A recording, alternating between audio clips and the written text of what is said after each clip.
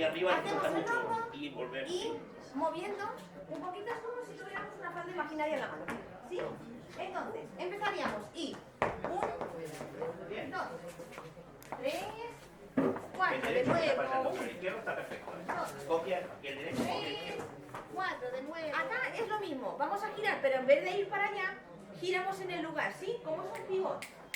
Pam, pam, ¿sí? Yo lo levanto para que se vea. Estamos acá. Una vez más, solo miren. 1, 2, y aquí hago un pivot. 3, 4. ¿Sí? Cuando hagan el zapateo, vayan contando el 6, 7, 8 de la chica.